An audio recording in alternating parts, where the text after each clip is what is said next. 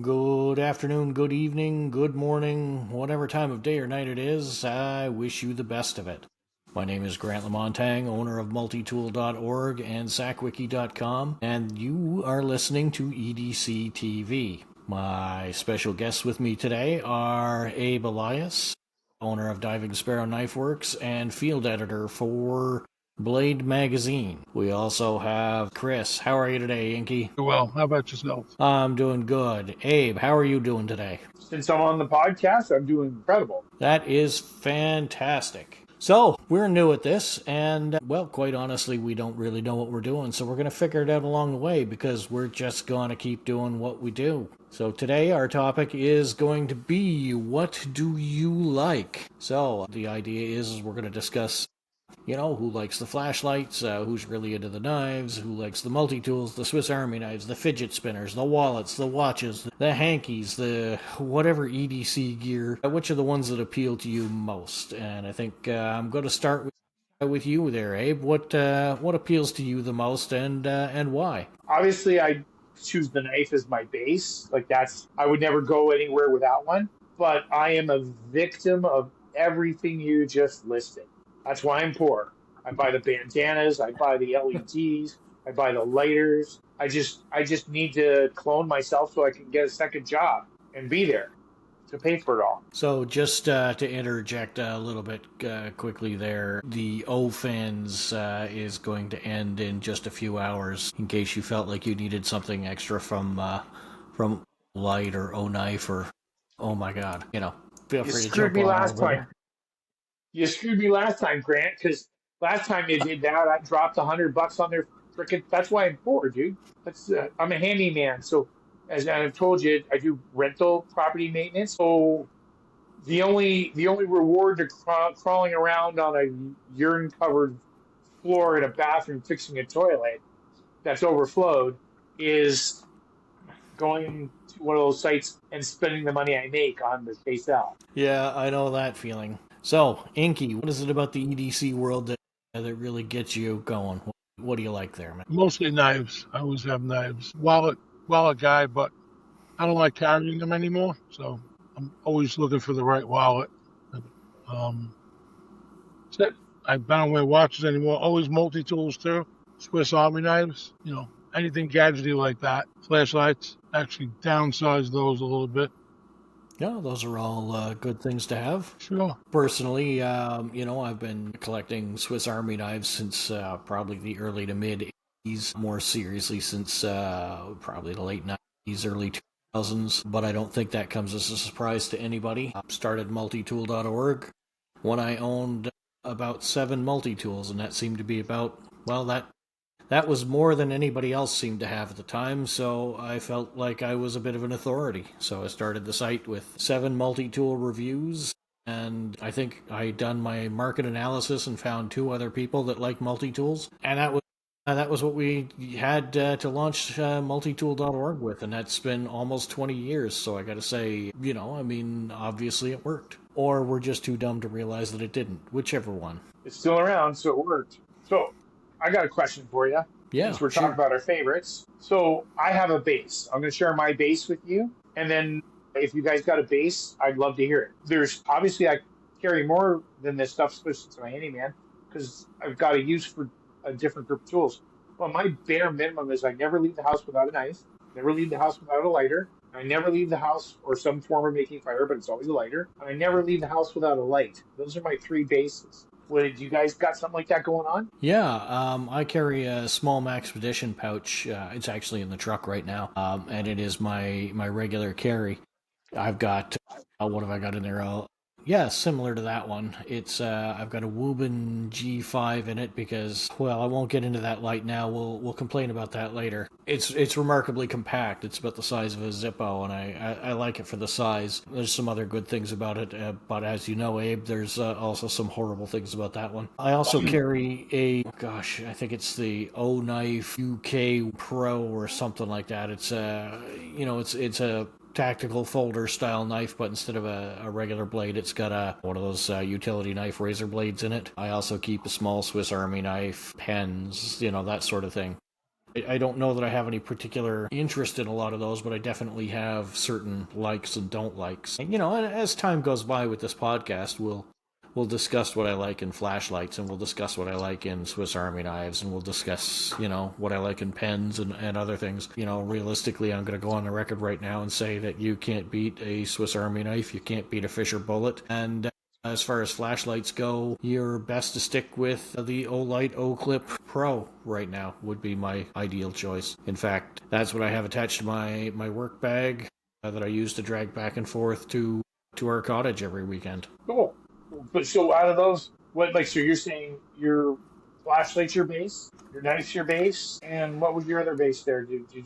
I mean, ideally, I would say that, when it comes right down to it, Swiss Army knives and multi-tools would be my thing, really. Definitely pocket knives as well. I'm actually a really big fan of small fixed blades, Remember that. Yeah, I mean, just some of the neat small fixed blades I've had, everything from the Outdoor Edge wedge to, I believe you sent me a couple there, Abe. I've got a couple of small ones from Ray Kirk, who was on Forged in Fire a couple of times. The Cold Steel Para Edge, I think is what they call them, the tiny little ones. Yeah, those kinds of... Yeah, exactly that right there. Yeah, I love those kinds of things. You got all the benefits of a fixed blade and most of the benefits of a folder because it's so small and it fits just about anywhere. So what? Let's just go with three things. What three things would you never leave the house without? Swiss Army Your girlfriend knife. doesn't count. Swiss Army knife, multi-tool, and probably I'm going to go with a pen of some sort. And lately it's been that O-Knife pen there, the O-Pen or whatever it's called. I feel like we should be sponsored by O-Knife and O-Light today because we've mentioned them like 5 times. But realistically, the best one, is, in my opinion, is always going to be the Fisher Bullet. That's the standard that everything has to live up to. That's the pen right there. And I'm broke because of your ass, because I went to the site just to get the pen. Well, if it makes you feel any better, I got a message today from another friend of mine who told me that he is now part of the Mossberg Shockwave Club because of me. For those of you watching and not listening at home, here's the photo. I'm going to make sure that I hide his name because I certainly wouldn't want to get Bob in trouble. Yeah, don't do that. No, so what 3 things, Inky, would you not leave the house without? Believe it or not, a knife. This is stuff I just always... I have like 4 or 5 things always, but not what you would think. I always have a pencil. Believe it or not, a drawing pencil. Because I'm like quick draw McGraw. Like I just start drawing for no reason. An A.G. Russell tweezer. Stainless steel classic, and a knife always, and a light. I have that. If not, when I get in my truck, I have it. I don't go anywhere without my truck. I don't ride with other people or anything. So once in a while, I do. So now I gotta see that tweezer, because once you mentioned it, Grant, boom, jumped in. I've never seen one. I don't ever believe I've seen one on his site. It's in the truck, but I will show you. That Para Edge that you got there, I carried one through my whole time working, and I sharpened it so much, the serrations are almost plain edge, and I actually put a leather cover over the sheath, and I put paracord through the holes. You can see that if you want. Yeah, sure. Let's see it. You're also going to see more bloomers. Here's my bloomers. Bloomers. I can't see them, so just don't be flashing. Don't tell him you can't see him, because then he'll make sure you can.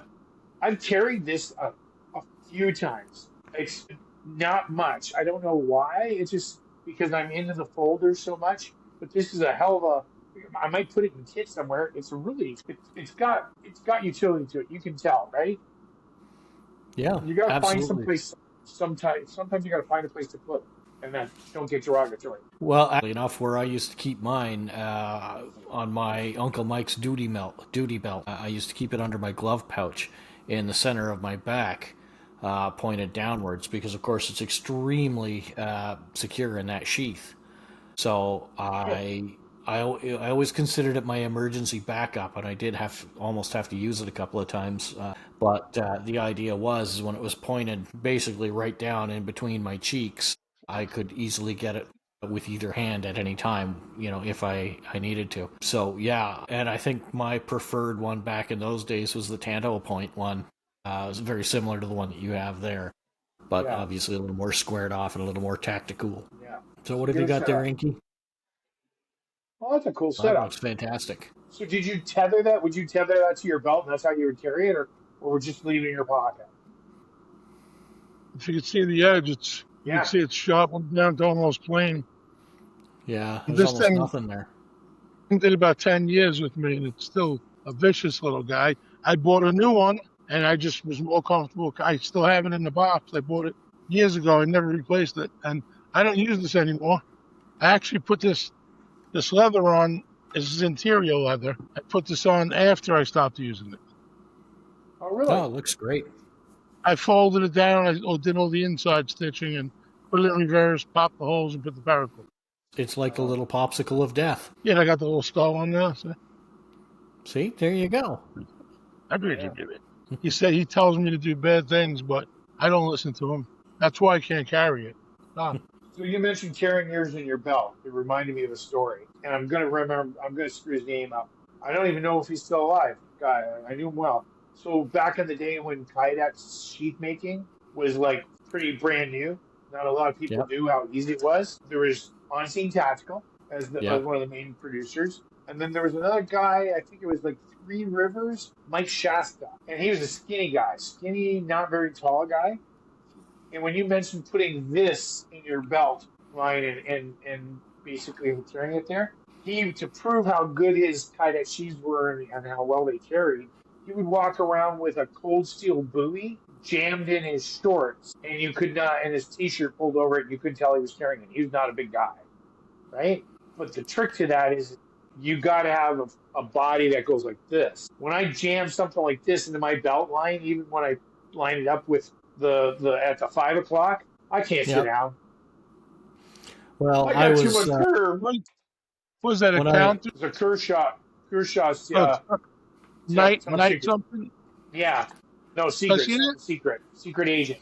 I think it's agent. Can you pull that guy out for me? Yeah, I think I have one of those. How do you like that? It's kind of nice, but the problem is because I'm overweight, I can't carry it in a belt line openly, and I can't tuck it away because it kicks the living crap out of my ribs. Yeah. Right? And I bang off everything with it. Like this old cold steel, not to cut you off, Grant, sorry. This old cold steel, I could just normally, what I'd like when I was in shape, when I was skinnier, I could tuck that inside the belt line, and then then I could have access to it. Was that another one of Eric's sheaths? It's an old Vaquero. It's an old Vaquero grinder. Yeah. The Nogales quick point. Just in case I needed to peel a banana. You know how it is. Sometimes you got a banana or an apple that's giving you trouble. Yeah. Is that another one of On Scene Tactical sheaths, sir? No, this is the original, and I wish I would have had Eric make me an On Scene Tactical board, because the clip is always worried me as far as the sturdiness of the clip. But that's part of the reason why I carried it in my belt line, because it kind of felt that gave me, if the clip went, I had the extra assurance behind it. Did I ever tell you that I owned his website? Oh, no, I didn't know that. I didn't know that at all.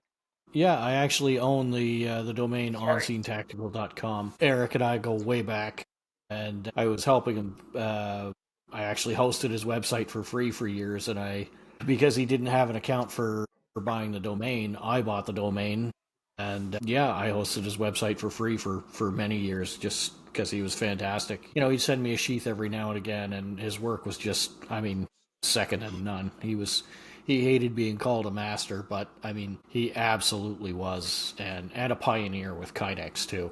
I don't think there would be anywhere near as many Kydex makers out there now if it hadn't been for his influence in the early days. Yeah, and that's another thing that Mike and him were friends. They got along really well. And he was, and I'll tell you, Eric practiced the old business model. Unfortunately, when I was making knives, the knife community is normally really good, except for in the bushcraft area. They started bad mouthing. It was like, okay, look, there's probably, I'm just going to throw out a number, 1,000 bushcraft knives being sold this month.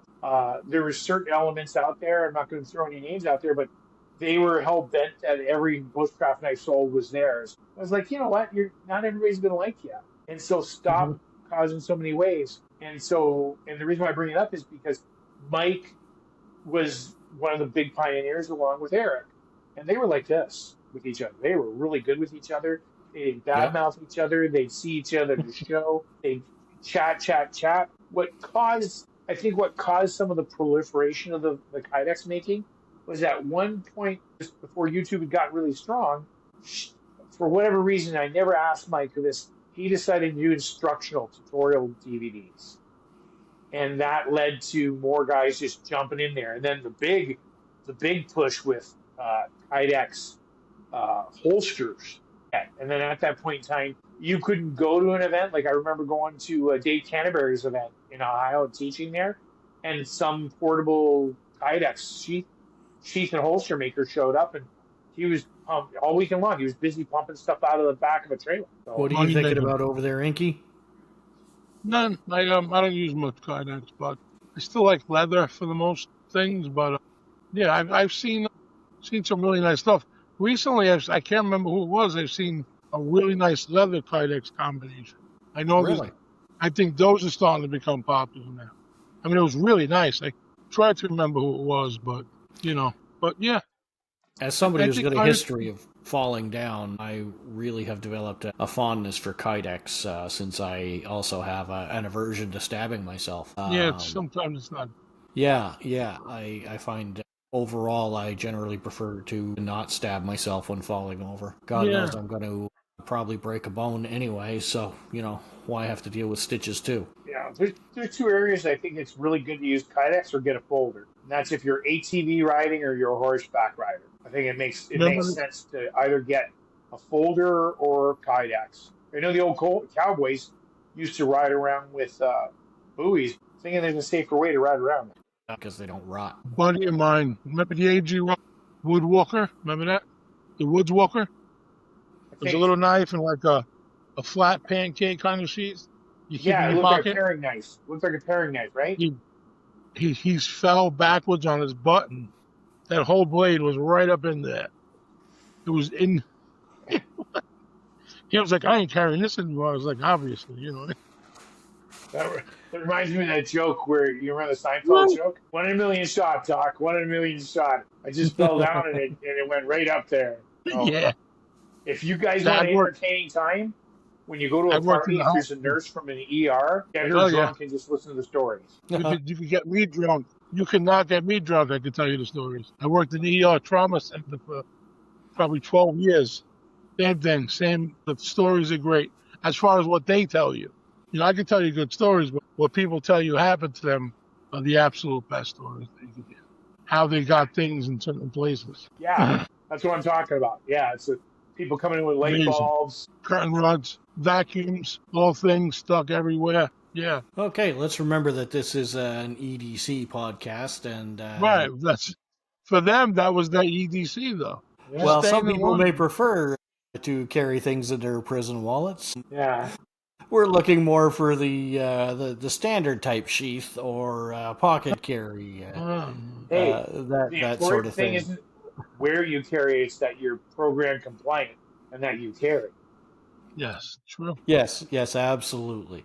This is one of those times where I'm going to cringe that we're going to be advertising the email address, which is probably going to be down at the bottom of the screen while I mention this. But I have a feeling that I'm going to be inundated with an awful lot of messages from an awful lot of people telling me about all the funny stories about how they accidentally got a fidget spinner stuck somewhere where you never should have a fidget spinner. There is no place you shouldn't have a fidget spinner. Maybe they were really talented. Could spin it there. Right? Yeah, you never know. That's where I like to EDC my kazoo. And then eat beans. Okay, so this is going downhill quickly, as I fully expected it to with this group. There you go. The funniest thing is, of course, for those who are still listening at this point, while we were waiting to record, these two yahoos had very in-depth knife conversations that you all wish you were privy to. And now we're talking about sticking things up your butt. Well, let's make it relative to multi-tools then. So which multi-tool would you think would be most effective at removing stuff from somebody's butt? Let's let's pick a model here. Inky, which model of multi-tool do you think could get, say, a Barbie doll out of there? We'll go with the PST. I really think I'm going to be just cutting out this whole section. I don't want you editing this out. You edit this out, I'm going to send you a rotten kumquat in the mail when the mail service is back on. I don't give a shit. There's a saying in the writing business, and it's not my saying. It was given to me by one of my editors. One time I put something in an article specifically to see his proofreading on whether or not he caught it, and he'd take it out. And then he told me he left it in. I said, "What are you doing?" He says, "Sometimes it's important to leave stuff like that in so that people can see the personality of the writer. So now your whole readership thinks I'm a psychopath." But okay. This is... You do have a personality. Something that, we take very seriously at multitool.org. I use a lot of AI for a lot of different things. And in fact, I'm going to be using a lot of AI for editing this.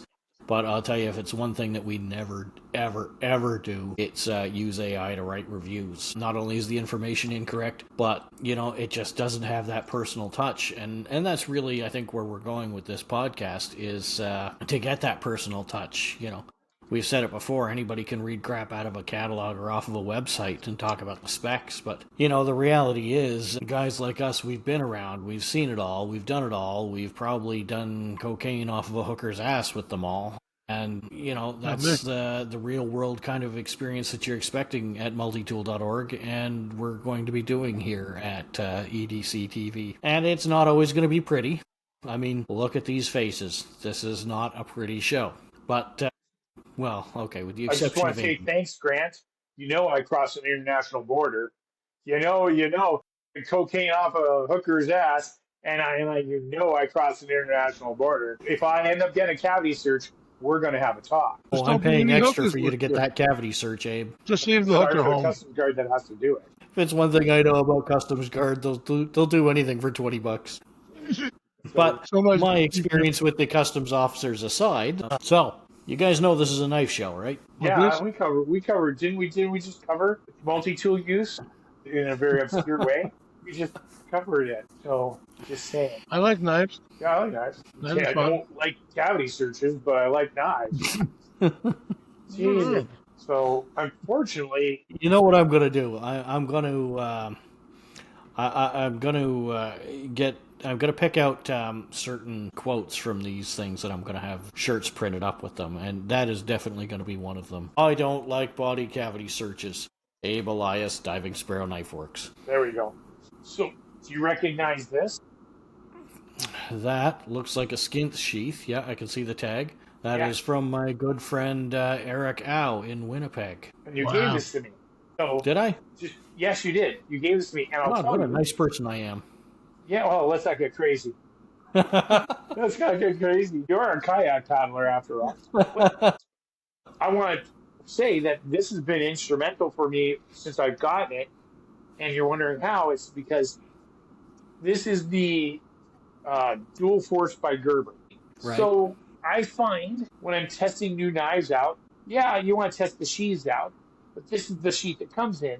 And this kind of is not my style of carry. So when I want to have something I can carry and it's a new multi-tool, this is the one I do. I take it out of its original. I'll carry it a little bit in its original sheath, and then when I want to give it a long-term run and I want to run it, and then I want to test it and write about it and say something about it, it gets put in this. Because this, and anybody who does sheath designing, please pay attention out there, I think is way more effective for like just urban carry. I'm not putting on a molly thing. So at the end of the day, or if I got to get into a car, I got to go someplace, I can get this off without fight or undoing my belt. So because of this, I have rotated in the past couple of months through the Dual Force, the Swiss Army tool, and this one I don't carry in a sheath.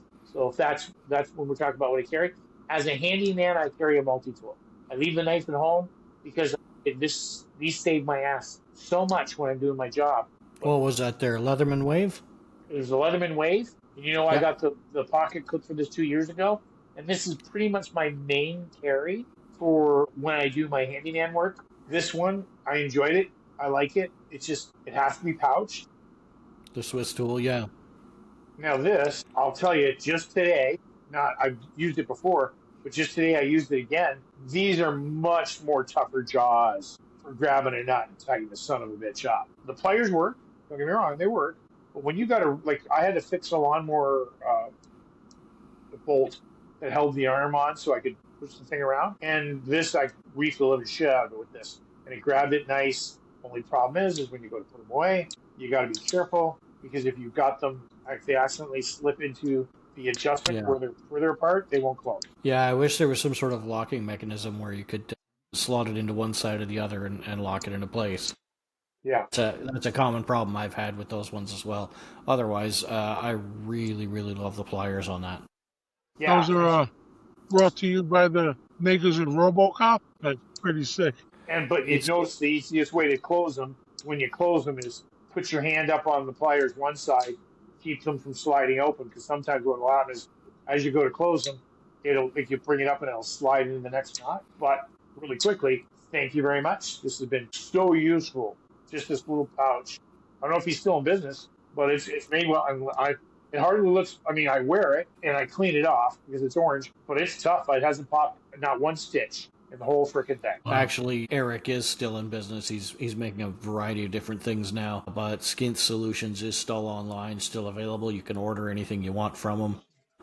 And he's a really great guy to deal with, and the quality is top notch, and that is not a paid advertisement. That is absolutely 100% true. I believe that was a gift that Eric had sent me, and so I'm happy to pass it on, and especially since I see that you're getting so much use out of it. Yeah, the only I wouldn't say it's a complaint thing I would change because it's me. Other people might be different. It's kind of difficult sometimes if you're moving fast, to get the snaps done up, because the last thing you want to do is lose your really good tool out of this. And so I kind of wish you had a model with Velcro. But then if you have Velcro, then you have a little bit of problem with the distance, and you gotta. That's one of the things these see. Look at how big that patch of Velcro is on the Gerber one to compensate for the different size of tools. But I seem to recall him having an issue with Velcro, and I don't really recall what it was, but I believe there's a reason why he uses snaps. He also does some custom work, because these are all hand-stitched by him. If you really want Velcro, I'm sure he can make that happen. Yeah, it's not that I don't like the snaps. It's so we're talking EDC here. My law of EDC is convenience. So what I want is, like, this is convenient. If I pull that out of my pocket, I need to cut something. This is a regular one-handed style opener. So one-handed style opener, it's convenient. Now this one here, since I just happen to have it out, this is a bitch of mine. Why the? No, it's not this model. It's this model.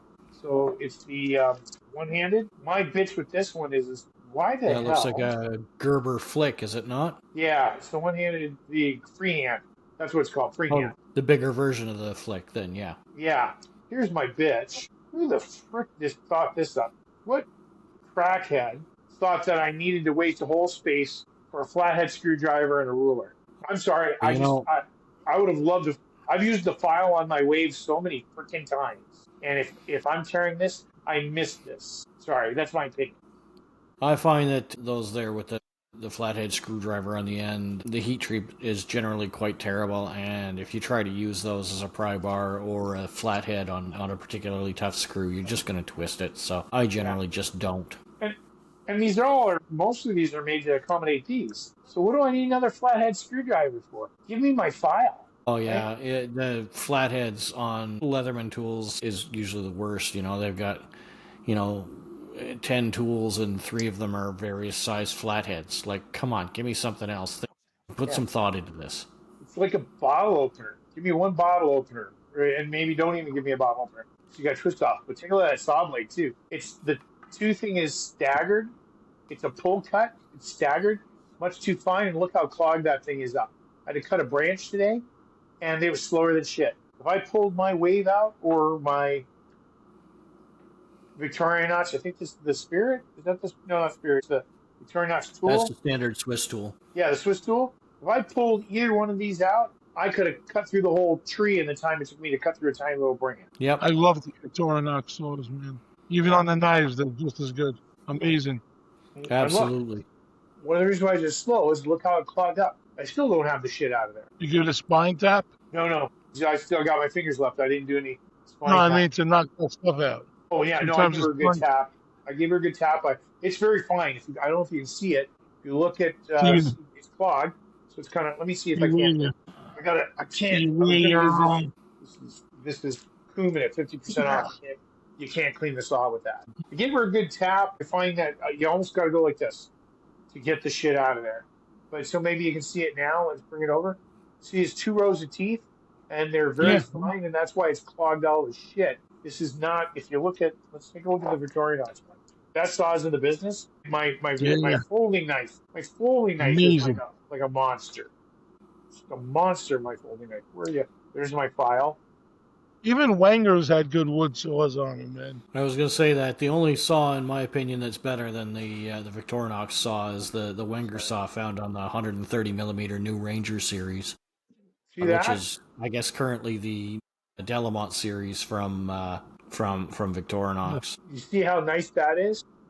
Yep. It's Yeah, two they're teeth. beautiful. It's two teeth, but there's no gap in the row. They cross over each other. That's the pattern. That's the design that keeps this from clogging because you've got no channel down the middle. It also keeps it smooth because you're not hitting two teeth next to each other constantly. So Yeah. it gives you a nice. But you see where that wood's sticking? It's Yeah. sticking in a small And channel in between. you can see how you're fighting that saw too when you're using it. I You mean, can it's see got a why good you. length to it. It's got a good length to it, so because the trick I used to teach dovetail cutting in Lee Valley, and you wouldn't be familiar with the Lee Valley, because it's a really kind of a high-end woodworking store, Inky, or maybe you would. I don't know, but you don't have it in the States. So I used to teach, and the trick was teaching people to use the whole saw. So this has got good length to it. Look, that's a good size saw. There's nothing wrong Yeah, with that definitely. length. It's the teeth pattern that clogs up because it's not really a channel, but there's a little bit more space between the teeth, side to side, and that clogs it up. I never get that problem with this, especially this. This is one I use in finished carpentry. Believe it or not, sometimes I got to take a little cut. So that's Grant remembers what model this is. This thing cuts like a maniac. I think that's my I think that What was is it? the Ranger, was it not? Ranger or something Victorinox like that. Ranger. Yeah, this thing cuts like a maniac. Well, I you know love what I always say, the. when you're trying to identify a Swiss Army knife, feel free to go to SAKWiki.com, one of the sponsors of this EDC TV podcast. And now back to best. Inky. Well, we You were up to saying Anna something. Full banner. I like knives. I was gonna say I didn't know what model that was. I couldn't see what it was, but I remember we established it was a Ranger last time. Now I've got this one. I was really anxious to get it. It's the Boker style Swiss Army knife. It's a good knife, but again, they try to defer themselves from Swiss Army by showing something a little different. This son of a bitch almost tore a big chunk of flesh off of me. It's I think that's their isn't strap that the cutter. new Japanese pinky remover or something like that? Pretty much, yeah. If you don't Does bow it- to the head of the Yakuza, they'll take your That's the finger off. Boka.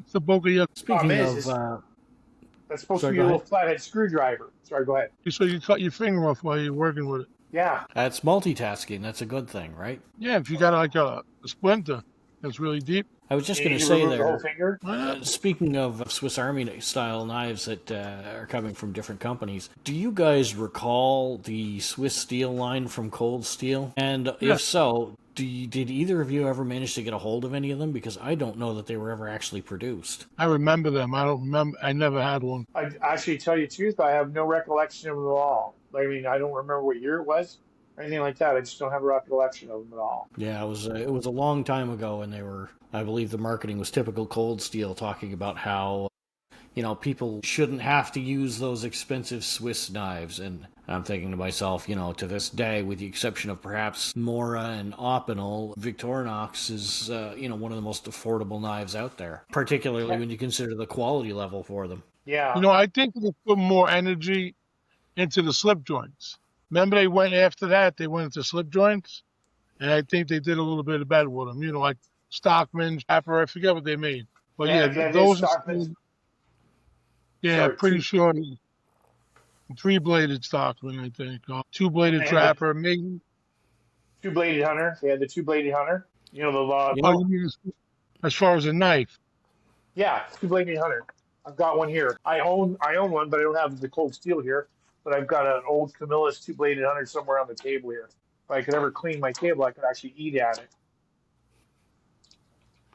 Now that's like the Hunter, the large one. Yeah, it's 2 blades. You got a skinning blade, a small blade that's more like a boning blade, and then you've got like a and basically cleaning blade, and then you've got a big clip point. Somewhere around here at this stupid table is a leather It's pouch. not a spade in it, right? Sorry? It's not a spade, right? A spade and a clip?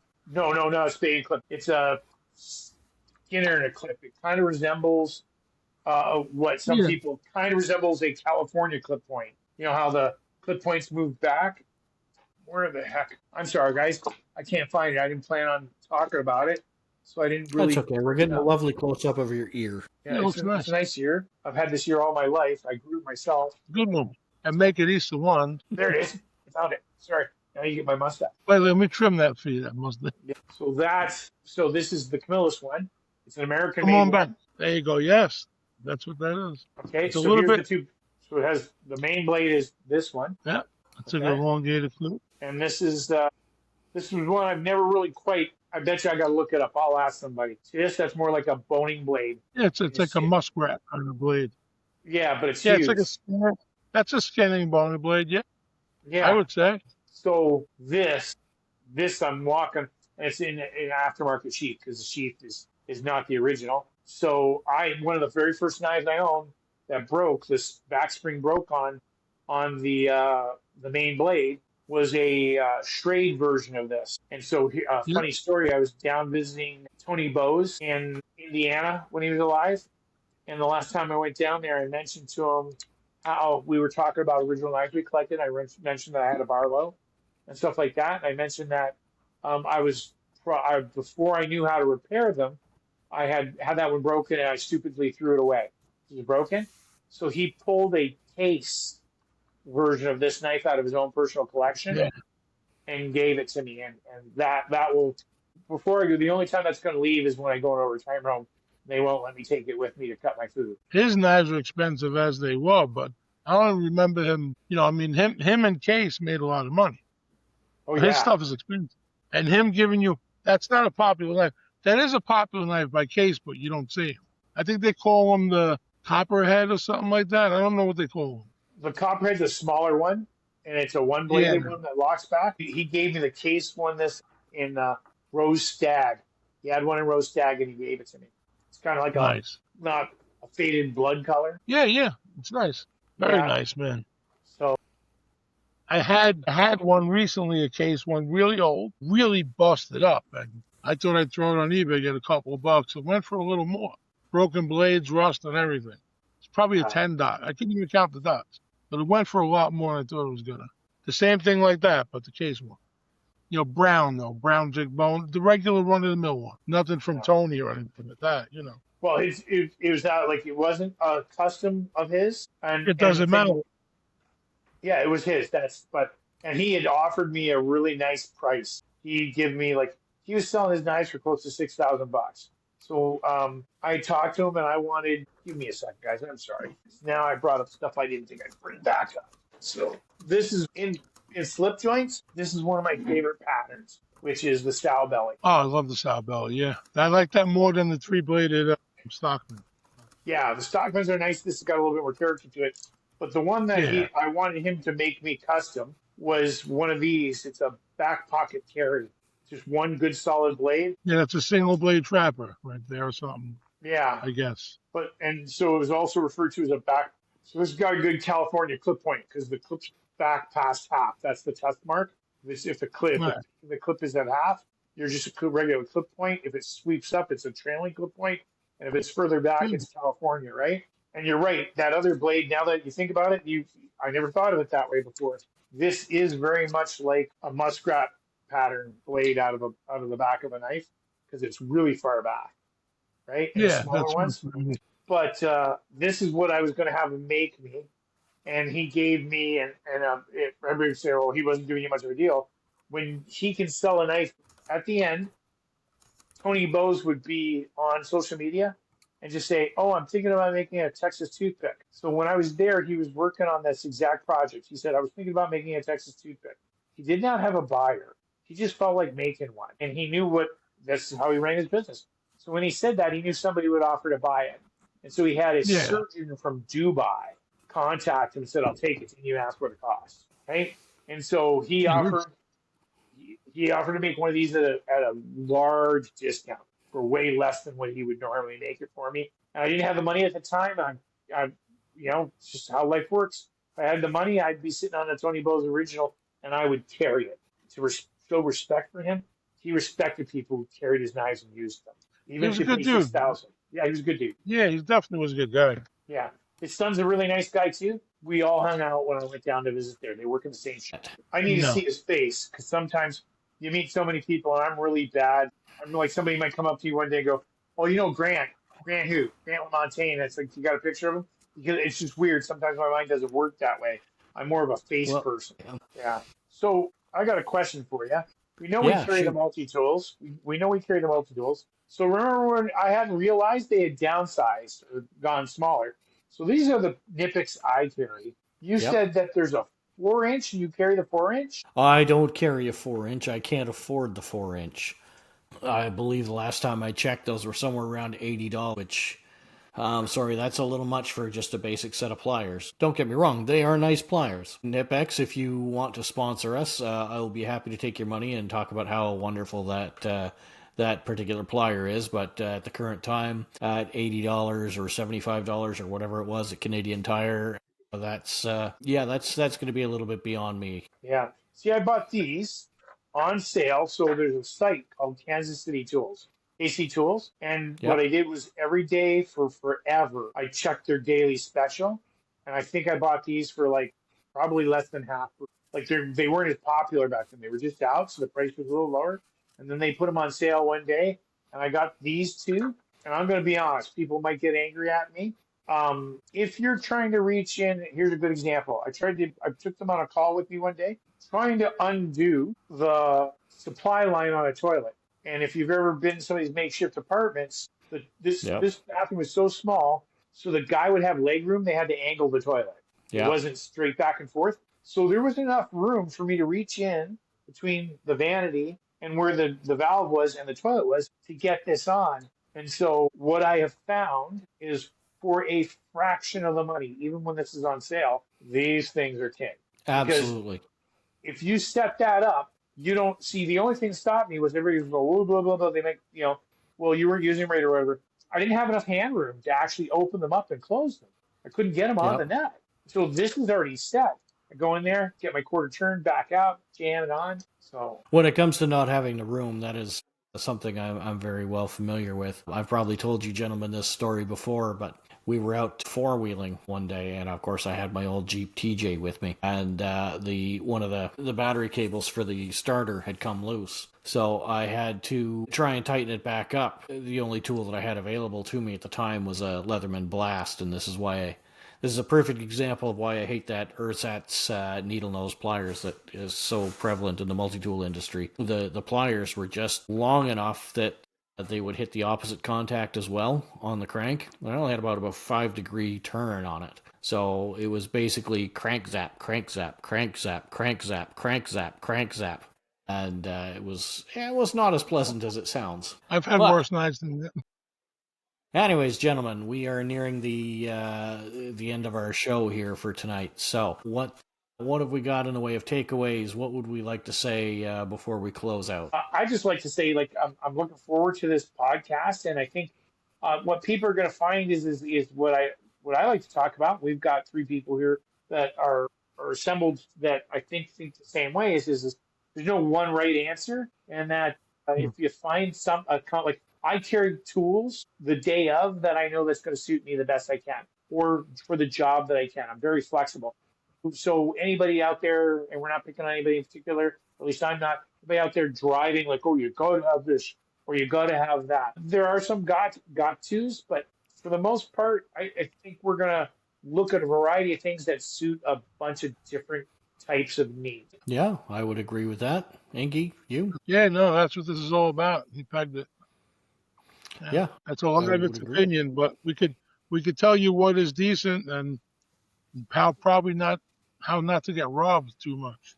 If you're not looking to just spend because of a name, Maybe as that'll be well. next week's episode, stuff that we've paid way too much for. That's my legacy. Okay, well then I guess that's it for this week. I want to thank everybody for joining us. If you have any feedback on the show, feel free to visit us at forum.multitool.org. We'll have by the time you listen to this, we will have an EDC TV specific sub forum there. We'll make it pretty obvious so you won't have any problems finding it. Definitely sign up, give us some ideas on what you think of the show, tell us off for our opinions, and let us know what you'd like to see in future shows. Ask some questions, and we'll see what we can do about getting them on the air. And then eventually, when we figure out the software a little bit better, we'll have some of you actually come on and ask us your questions, participate in our discussions. Until then, I want to thank everybody for joining us. It's just a fantastic time to hang out with these two guys. I don't know about all of you out there, but watching these two just going back and forth talking about knives